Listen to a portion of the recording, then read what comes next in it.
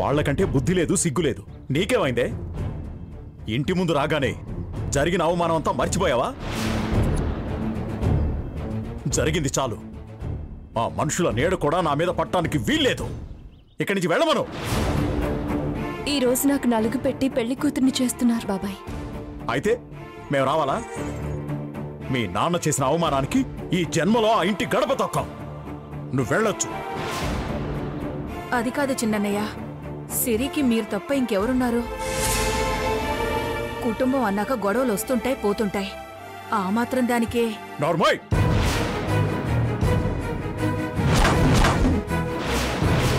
నువ్వు నాకు చెప్పేదానివా? ఆ రోజు మీ పెద్దన్నయ్య ఎన్నెన్ని మాట్లాడినాడో చూసావుగా.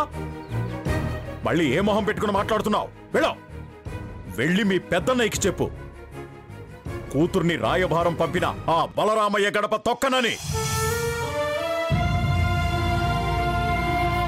నువ్వు మా గడప తొక్కవని తెలిసి కూడా నేను మీ గడపలో అడుగుపెట్టాను బాబాయ్.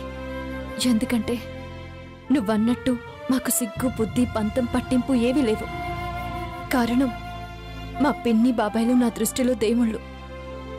మనుషుల ముందైతే ఈ పంతాలు, పట్టింపులు, కోపాలు చూపిస్తాం. దేవుళ్ళ ముందెందుకు చూపిస్తాం? మేము దేవుళ్ళం కాదు. మమ్మల్ని వదిలే వెళ్ళండి.